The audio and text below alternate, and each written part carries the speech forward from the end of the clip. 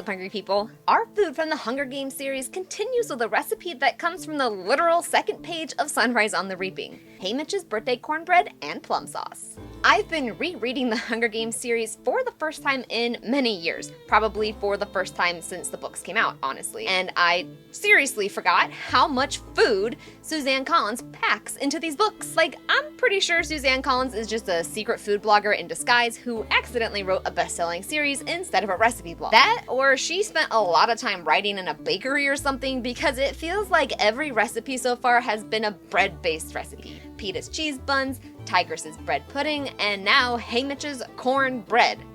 Or maybe I just like bread. If you like food and bread from books, movies, games, and more, be sure to subscribe for even more fictional feasts. And leave your suggestions in the comments for what fictional recipes I should make next, or tell me your favorite scene from the Hunger Games books for the sake of engagement.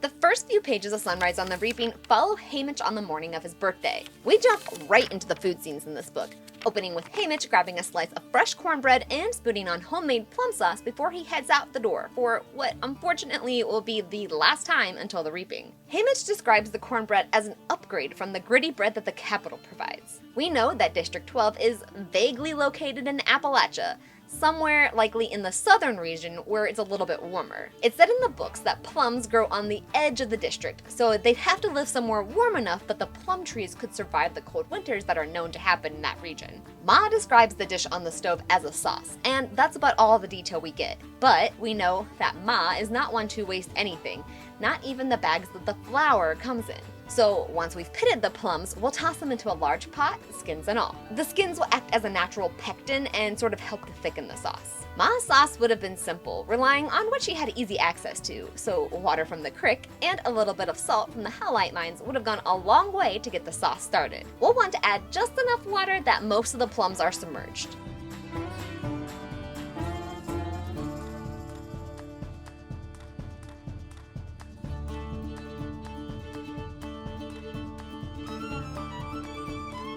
Let the plums simmer low and slow, stirring every once in a while until the skins start to peel off and the fruit becomes soft enough to mash with the back of a spoon.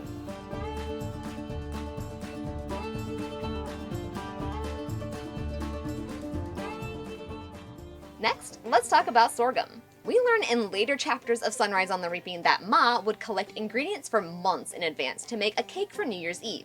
And if you want to see that cake, comment "do the cake" down below so I know to make it in the future. It's specifically mentioned in the New Year's cake description that she has access to sweet sorghum, which is a syrup similar to molasses that's made from the sorghum grain. Sorghum can be found throughout Appalachia, but grows especially well in the Kentucky and Tennessee regions, which tracks if we're also considering that plums are available due to the slightly warmer climate of the area. In real life, sorghum syrup was extremely popular in the United States as a sugar substitute in the 1850s. And during the Civil War, when sugar and molasses were expensive and hard to come by, sorghum became a go-to replacement. While sorghum has a sweetness that's sort of similar to maple syrup, it's just not quite as sweet. It's thick like molasses and needs to be warmed slightly to pour easily. We also know that Ma was able to get her hands on little paper-wrapped packets of spices and baking soda from the Hob. Spices and baking supplies were extremely rare and expensive in District 12 and only used for special holidays like birthdays or New Year's. It's not actually mentioned whether cinnamon was in Ma's plum sauce, but I'd like to think that she added a tiny pinch of it, considering her son's birthday was always annually marred by the reaping. Once the sorghum and cinnamon are mixed in, we'll let the sauce simmer for a little bit longer to thicken by evaporating out some of the excess water. Then we'll remove it from the heat entirely. The plum sauce will continue to thicken as it cools. We know that District 12 has access to cornmeal, and therefore likely corn flour as well, as the next scene in the book follows Haymitch through town where he receives a handful of millet for Lenore Dove's geese. If corn flour wasn't already provided, it's likely that the district could have produced their own corn and ground the excess into flour. We'll toss in some salt and baking soda from the Hob, as well as some tinned corn and fresh buttermilk.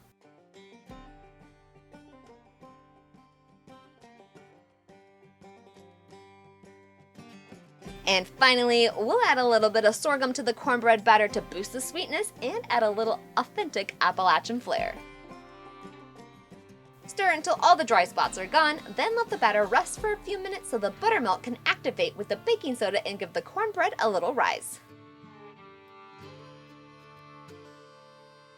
While making the cornbread batter, preheat a cast iron skillet in the oven so that it's ready to go when the batter is. I'm using a little bit of lard to grease the skillet so that when I pour the batter in, it sizzles and crisps up on the edges and doesn't stick to the bottom.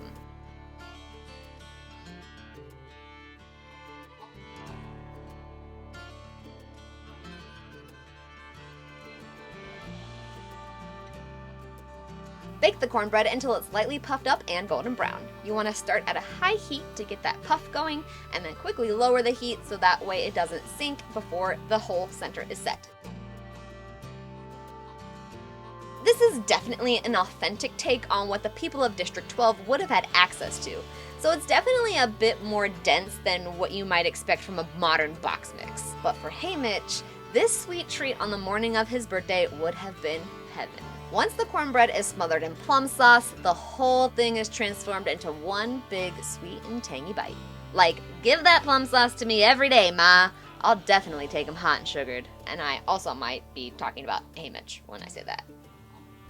I just finished reading Sunrise on the Reaping, and why didn't anyone warn me that this was the hardest book of all of them? That last chapter, the last freaking 10 pages, I am not okay. I didn't think I was okay after Ballad, but I am not okay even more after Sunrise on the Reaping. I'm pretty sure I just cried the last chapter in the epilogue. I was like, no! The goddamn gumdrops, no! I will say, though, I am really excited for the new movie. I saw some casting announcements recently that I am super excited for, so I'd want to know, what do you think about the casting announcements, and who are you most excited to see playing which character in the upcoming films? And I'm also just hyped to reread the entire original trilogy next. Even though I've kind of already done some recipes for them, I'm just going to keep reading the books for fun, just because I haven't reread them in years, and it feels like I need to finish the whole thing. I don't think I've ever fully reread the books, so it's been a fun adventure going back and thinking about what recipes I can make from them in the future. And honestly, I'm kind of thinking I want to do a Hunger Games week or series every year, so there's certainly plenty of options. Suzanne Collins has put food on every other page of these books, I swear.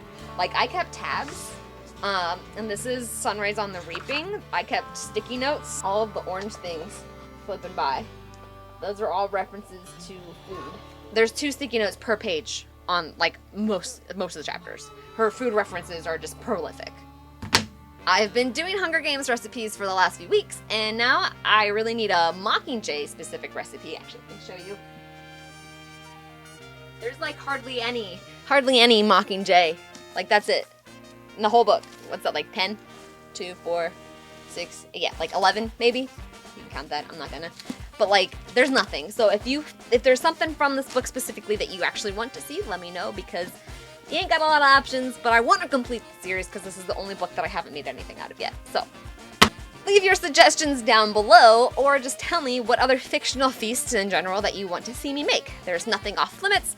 I also want to make more movie food and game food, so let me know, what should I make next? If you liked this recipe, don't forget to flip that sub button and ring the dinner bell so you'll be notified on my latest recipes and foodie adventures that I post every week. I've got some really exciting out of the kitchen stuff coming up at the end of the month, and you won't want to miss it. It's gonna be epic. Do you ever get hungry? You can find this recipe and many more with ingredient amounts and step-by-step instructions over on thestarvingchefblog.com. I hope you all enjoyed, and I'll see you in the next episode.